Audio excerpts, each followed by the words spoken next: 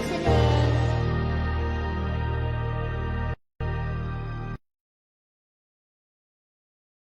Maayong gabi sa tanan ng mga kaigsunan o mga kagalaan nga na minaw sa tulumanon ang ato nga suheto iningkak na ang giwala nga ipapahulay.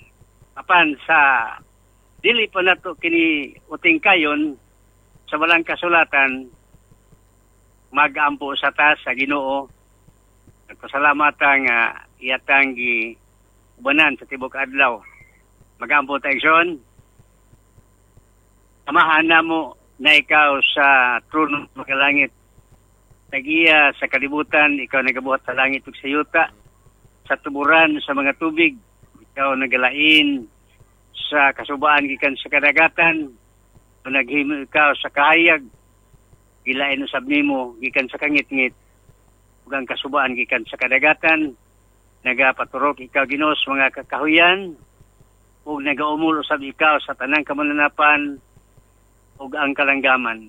Hangtod nga ikaw nagapaturok ug mga kakahuyan ug imo sab nga giumol si Adan gikan sa bug sayuta ug imo kini nga gihuypan sa mga buho sa ilong sa ginhawas kinabuhi ug ang tawo na himong kalag nga may kinabuhi. Ginoong Dios, kapadan kami Ginoo sa sibya sa imong mga pulong, pagmensahe sa imong mga pulong Ginoo aron maandam ang tanan nga katawhan sa imong nga pagbalik. Magkahimo sab sila sa pag sugat kanimo nga malipayon, pag-uban kanimo sa ngitong pulianan. Ining gabi Ginoo, magapadayon kami sa pagtuon sa imong pulong ang giwala nga ipapahulay. Atong tun-an mga hinigugma ko ang tema karon busa Ginoo, abangi ang tanan nga magapatalingog nini nga ila kining masabtan sa yano nga pagsabot tungod kay ikaw magabando niini. Salamat Ginoo nga ikaw uban karon sa among magmensahe sa imong nga pulong kini among gipangayo ug ilamang ng madawat uban sa pagpasaylo sa among mga sala. Tungod lamang sa gahom ni Ginoo sa among manluluwas. Amen.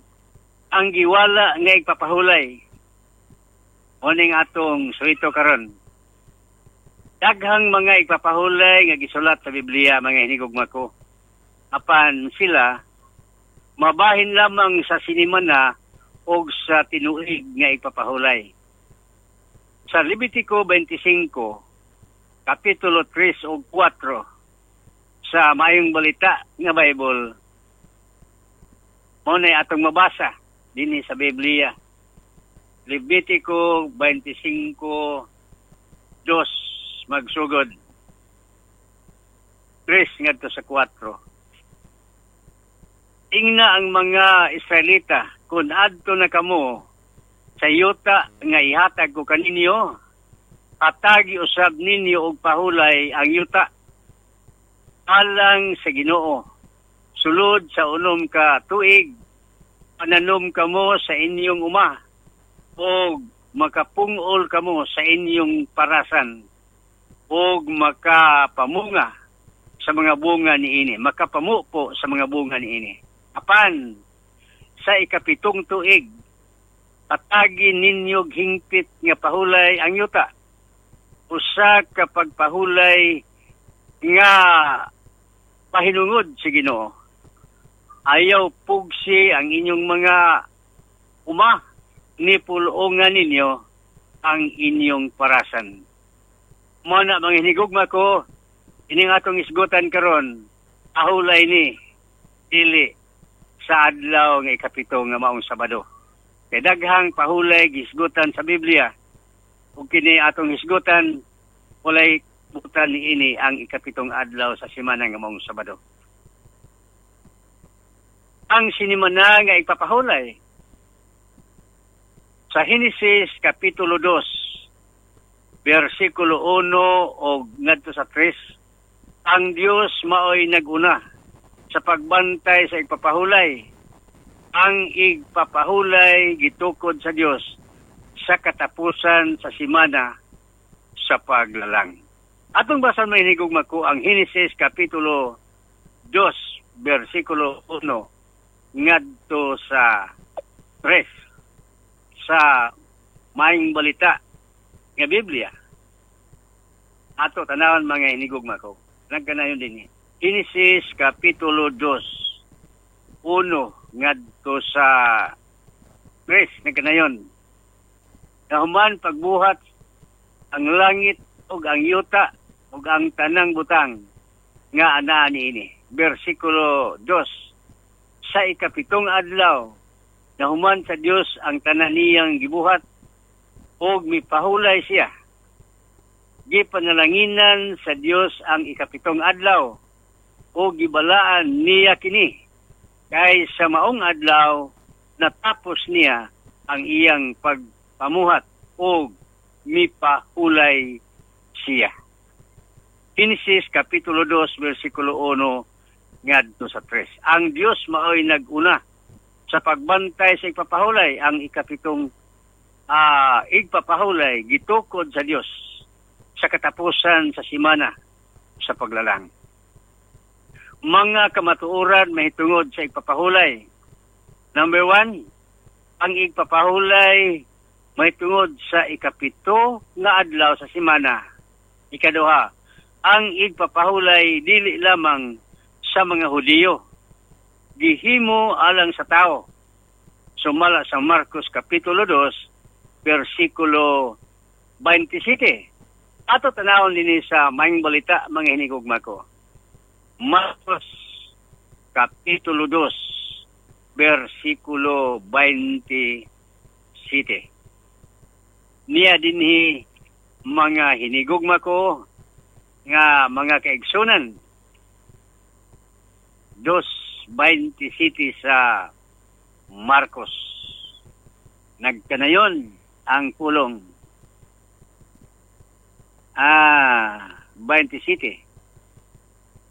Ug unya mingon si Jesus, ang adlaw ipapahulay gibuhat alang sa kayuhan sa tao. Apan wala buhata ang tao alang sa adlaw ipapahulay. Busa ang anak sa tao, si Jesus, maoy magbuot sa angay buhaton bisan sa adlaw ipapahulay. Ini nga teksto mga hinigugma ko gibalit adni sa uban. Kaning 28 bitaw, ila ning giangkon nga tao ni kita nga tao, kitay magbuot sa atong buhaton sa adlaw ipapahulay. Pero dinhi sa mga teksto, busa ang anak sa tao, si Kristo buot pasabot ani.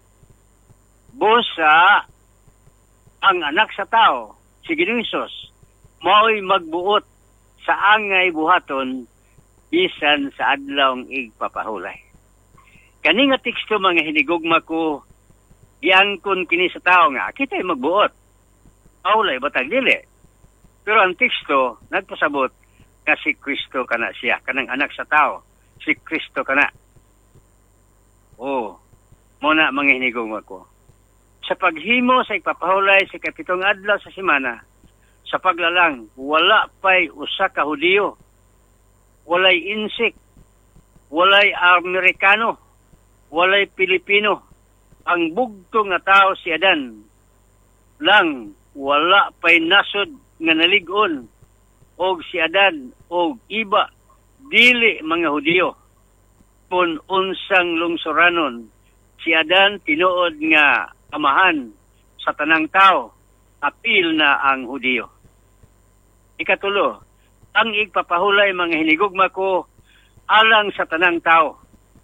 Marcos 2, versikulo 27. Ang adlaw nga igpapahulay kanang sinimana, ikapitok adlaw sa simana, kanang Sabado, gihimo kana alang sa tanang tao. Sumala sa Marcos Kapitulo 2, versikulo 27. Kanusa nahuman ang igpapahulay sa katapusang adlaw sa simana, sa paglalang. Yadtong panahona, wala pa'y Hudiyo. Busa, sayop ang pag-ingon nga ang igpapahulay gihatag lamang sa mga Hudiyo. Gihatag kini sa wala pa mutungha ang nasod sa Hudiyo. Si Kristo nag-ingon alang sa tao, dili sa natudlo nga rasa kung unsang nasura. Marcos Kapitulo 2, versikulo 27, 28, atong ginabasa nga nagkanayon. 28, busa ang anak sa tao, si Kristo, ay magbuot sa angay buhaton bisan sa adlang igpapahulay. Muna sa versikulo 28 sa Marcos Kapitulo 2, si Kristo Ginoo sa adlang igpapahulay. Kini nagpamatuod nga naay igpapahulay diin si Kristo ang Ginoo. Unsang igpapahulay diin si Kristo Ginoo kung giwala ang igpapahulay. Ikalima, ang simana nga igpapahulay giapil sa napulo ka mga sugo. Exodo 20 versikulo 8 ngadto sa 11. Kung ang sugo nag-ingon, tinumduman mo ang adlaw igpapahulay, pagbalaan ni ini. Nagkahulugan nga napagyoy adlaw igpapahulay. Ato tanawon mga hinigugma ko nga diha na daan ang igpapahulay sa wala pa ihatag ang napulo ka mga sugo dito sa bukid sa Sinai. Gisultihan sila nga hinumduman kini. Sa wala pa ihatag ang napulo ka sugo nga gisulat sa tudlo sa Dios Amahan dito sa duha ka papan nga bato. Naanadaan ang igpapahulay. Naanadaan.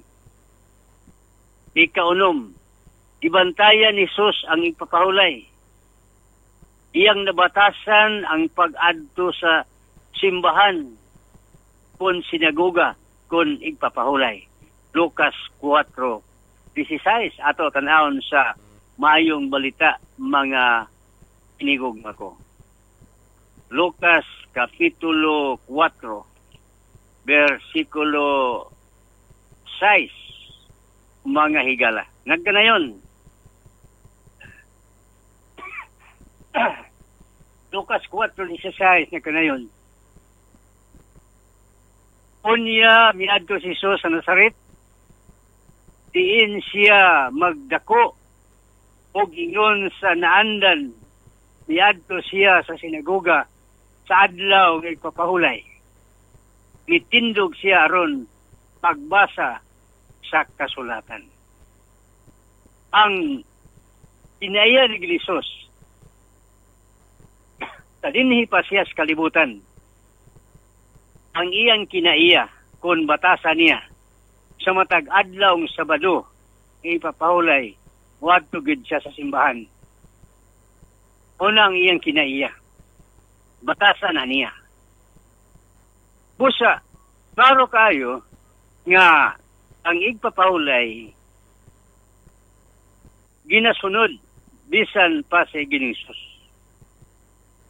Ang tinuig nga igpapahulay adto sa tinuig kato sinima naman to matag ikapito ka adlaw sa simana adto tas tinuig nga igpapahulay. Sa Levitico 23:1 ug 2 ang tinuig nga igpapahulay sa pagsaulog sa tinuig nga pista. Ato basahon sa maayong balita sa Levitico 23:4. Ato tanawon kaning igpapahulay sa yuta. Levitico 23 versikulo 1 ug 2. Ang Ginoo miingon kang Moses, sultihi ang mga Israelita nga mao kini ang mga pangilin nga gitagal sa Ginoo aron sa ulogon ninyo o imong imantala ingon nga mga balaang adlaw sa panagtigom. Mahimo ninyo sa pagtrabaho sulod sa unom ka adlaw apan ang ikapito ka adlaw ayaw kamo pagtrabaho kay adlaw man kini sa hingpit nga pagpahulay og adlaw sa balaang panagtigom. Ang tinuig nga ipapahulay sa pagsaulog sa tinuig nga pista. Naay nang ipapahulay igsuon. Tinuig na nga pista. Levitico 23:4-5. Ato tanawon mga hinigugma ko. 23:4. Mao kini ang mga adlaw nga gipili sa Ginoo aron sa ulugo ninyo ang mga adlaw alang sa balaang panagtigom sumala sa gisugo sa Ginoo. Versikulo 5.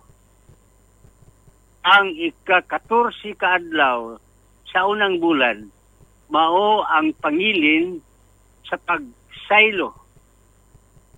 Sa versikulo 5.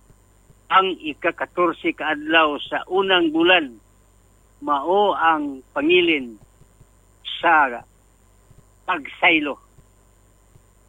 Kamanang ika-14 sa adlaw sa unang bulan. Noon na ang ilang pagsaulog mga kahigsuunan. 4-5, pista sa Pasko. Noon na ilang pagsaulog. Inihandumanan sa katapusang gabi sa mga Israelihanon dito sa Ehipto sa pagpatay sa manulunda sa tanang panganay sa Ehipto.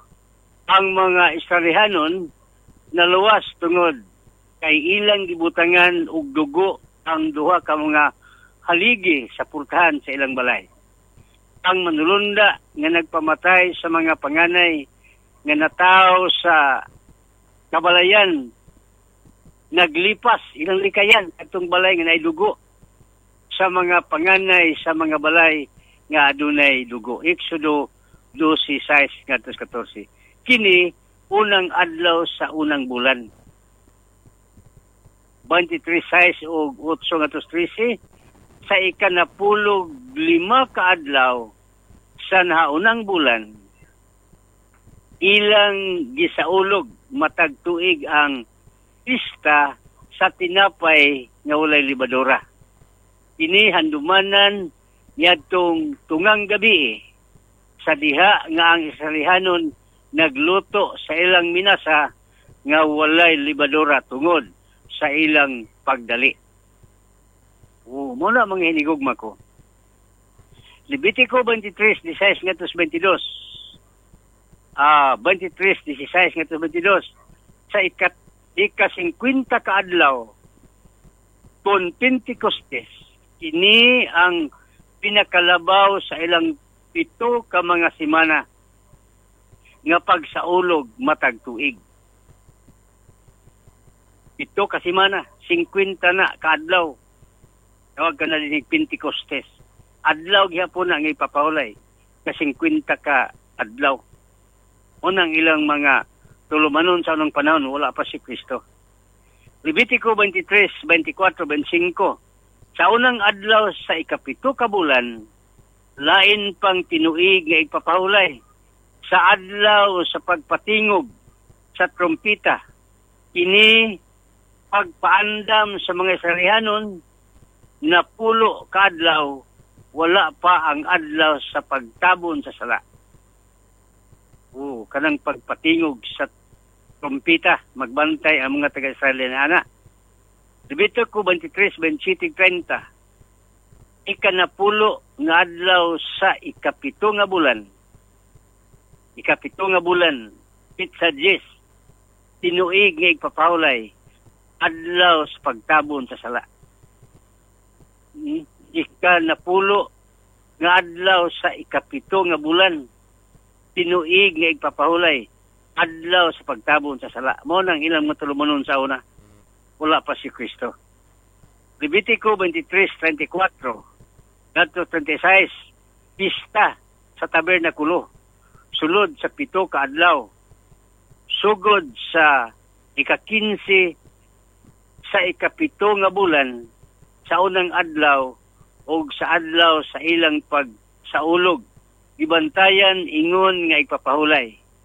bisan unsang adlaw kun mahulog sa maong nga pitsa ilang giisip nga igpapahulay. Unang daghan kay igpapahulay nga mabasa sa Biblia apan kanang ikapitong adlaw sa semana nga maong Sabado nagpadayon na hantod karon. Kay kining mga igpapahulay yadtong unang panahon wala pa si Kristo, natapos na diha kang Kristo. Pag-abot ni Kristo, wala na tong ipapahulay nila nga tinuig, binulan, ang nagpadayon nga ipapahulay katong sinimana, ikapito ka adlaw sa semana.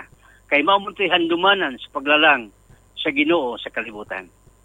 Unang nagkanayon sa Exodo 20, versikulo 8, hinumdumi ang adlay papahulay aron pagbalaan ini. Handumanan kana sa paglalang sa Ginoo kay sa unom ka adlaw gibuhat sa Ginoo ang tanang mga butang ato nakita.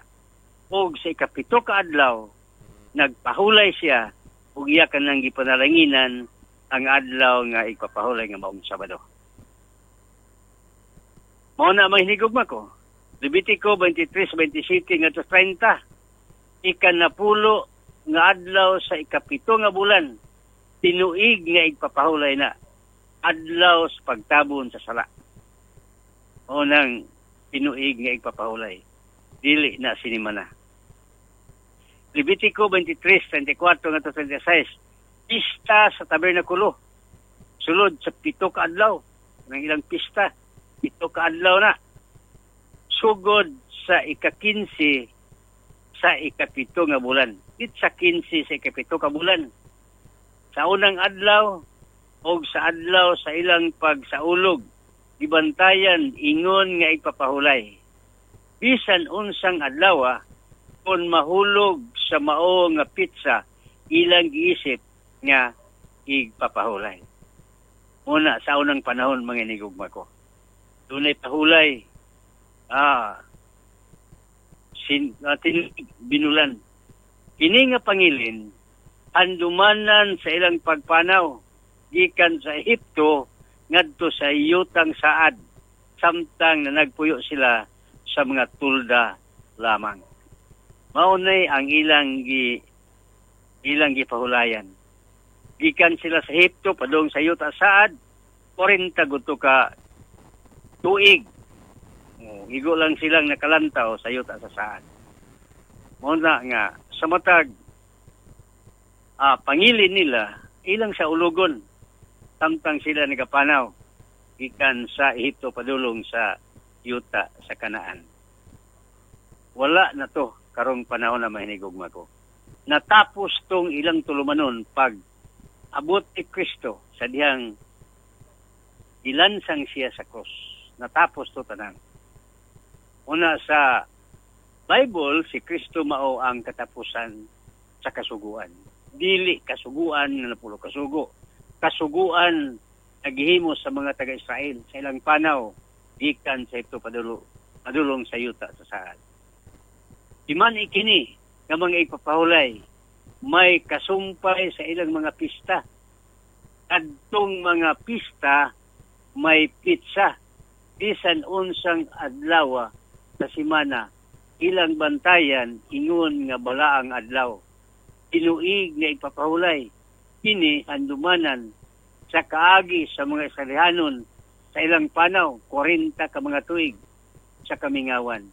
Gihimo sa mga Israelihanon ang pagsaulog sa mga kaagi sa ilang panaw, apan walay kalabutan sa ipapahulay ang itudlo sa Dios nga mao'y handumanan sa iyang paglalang. Anang handumanan siyang paglalang, mga hinigugma ko, mauna ang nagapadayon nga ipapahulay sa matag simana.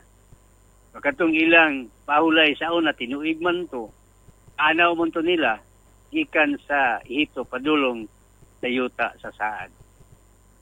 Levitico 23:27, ang tanan nilang pagsaulog, bisangko sa halad nga sinunog, halad nga unod o halad ilimnon.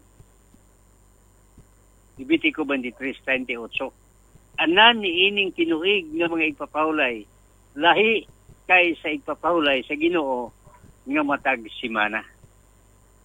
Lahi kayo ang pahulay sa Ginoo. Kay matag simana magina ang gitudlo sa Ginoo.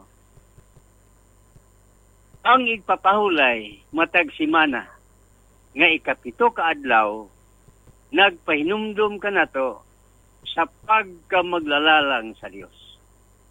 Unang adlaw nga Sabado. Pagpahinumdum nato na nga siya naglalang sa kalibutan. Kaduha, ang tuig nga igpapahulay, nagpahinumdum sa mga Israelianon sa ilang kaagi pagpanaw gikan sa Ehipto ngadto sa Kanaan.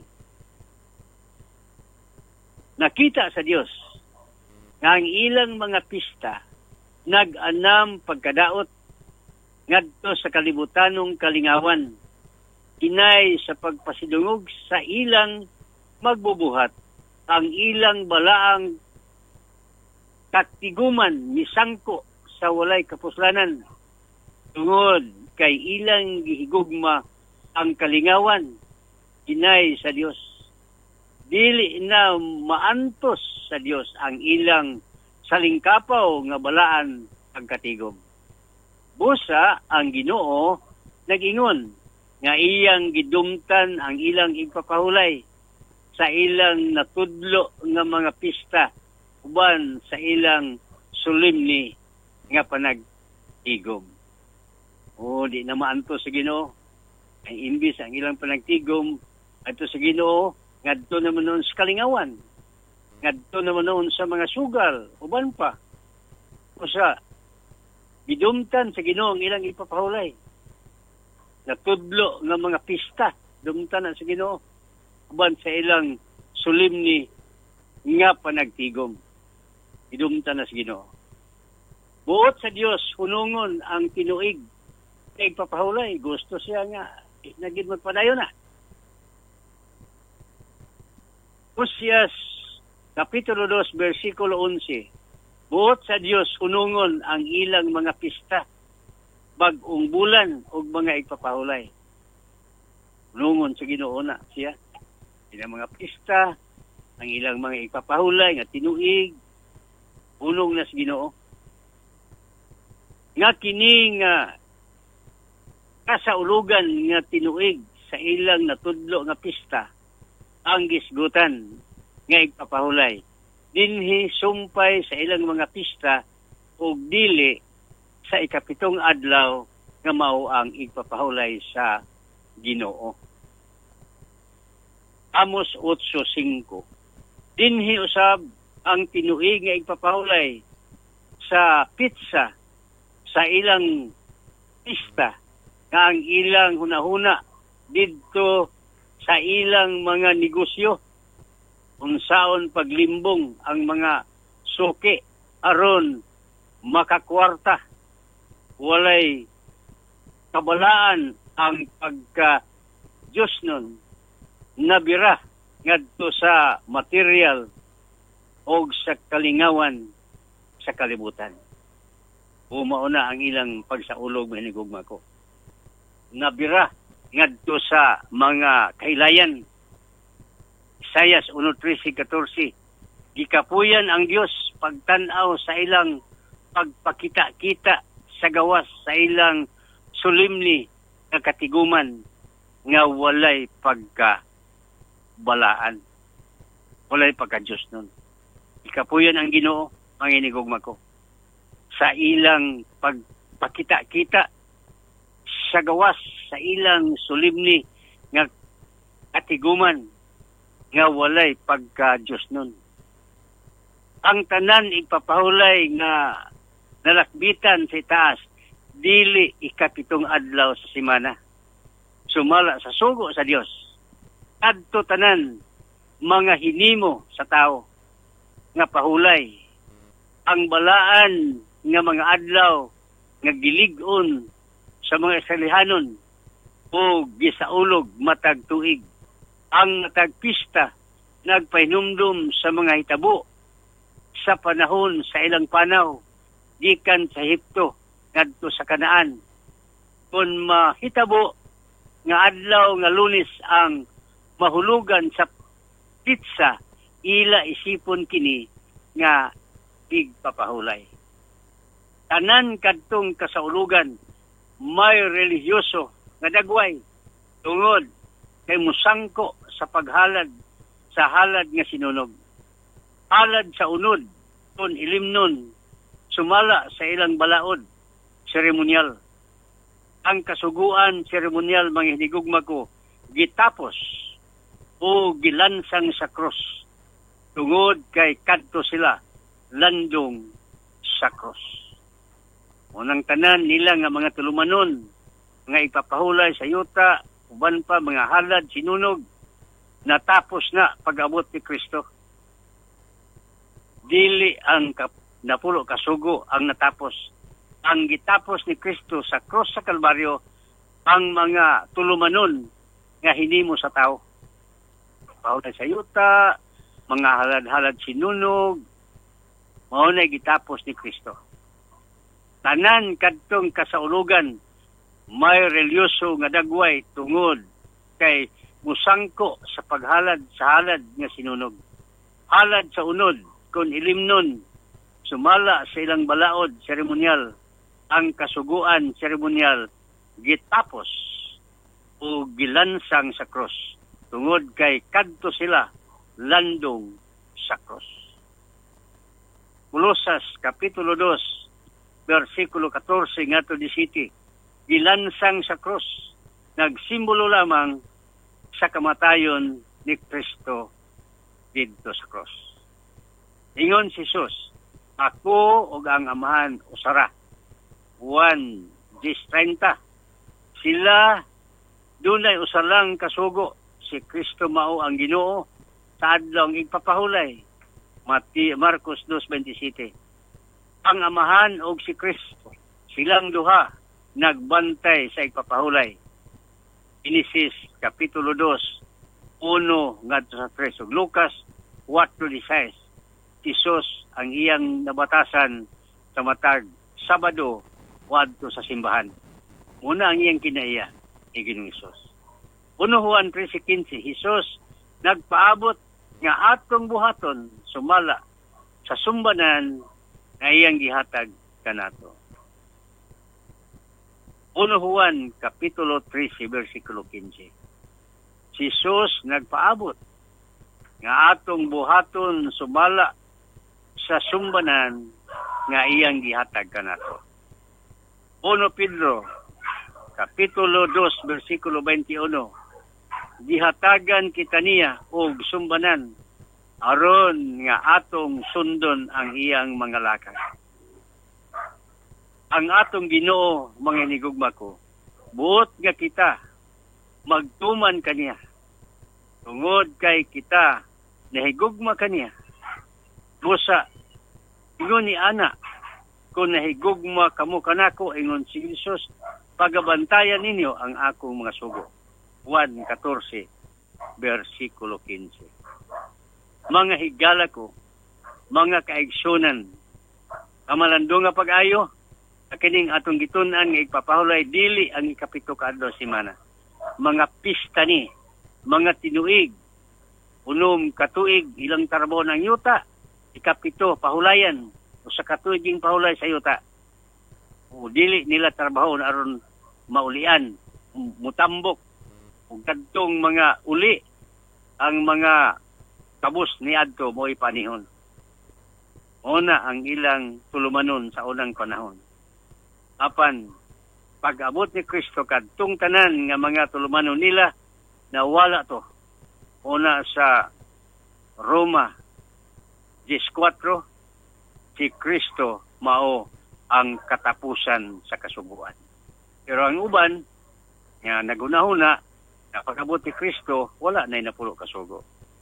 Pero sayop kana nga pagtuo. Ang napulo kasugo nagapadayon hangtod karon.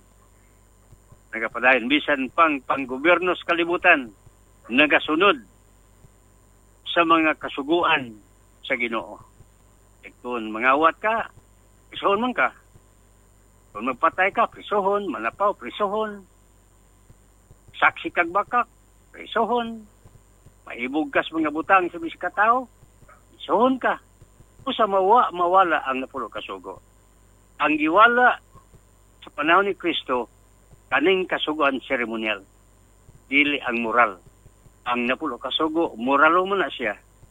Pero kining atong diskutan karon, mga seremonyalo nga kasugoan nawala panahon na ni Kristo. Busa, mga inigugma ko, kung kamo nagasunod niini, ang atong ginatunan sa atong tema karon ang ipapahulay nga giwala. Ang giwala kadtong ipapahulay sa yuta. Apan ang ipapahulay sa Ginoo nga ikapito ka adlaw semana antud karon nagapadayon. Bisan pa sa bagong langit, bagong yuta, aduna gihapoy pagsimba didto adlawng Sabado at ubangan na gyud sa atong Ginoo. Isaiah 66:22 o 23. O sa dinhi natapos ang atong pagtulunan nga ang ipapahulay nga giwala. O magamputa sa atong pagtapos sa atong pagtakop sa atong programa sa Facebook o sa internet. Amaang balaan agiya sa among kinabuhi, agiya sa kalibutan, nagabuhat na langit og sayuta sa tuburan sa mga tubig. Ang tanan nga among makita, bisan pa katong dili na mo makita, ikaw ang nagdalang ni Ginoo. Salamat sa imong mga pulong, Ginoong Dios, nga kini na sunod sa mga kaigsunan, ilang nga patalinghugan, ug tabangi sila Ginoo. Ining mubo na lang nga panahon sa among paghulat, sa imong pagbalik, ihatag kanila Ginoo ang pinasay nga kaalam sa pagpamalandong ug sa pag-alagad kanimo aron maanda mo sab sila Ginoo sa imo niya ikaduha nga pagani. Ining kagabion Ginoong Dios ampingi ang among pagkamahulay sa katulogon. Bani kami Ginoo ug panalipdi kami sa mga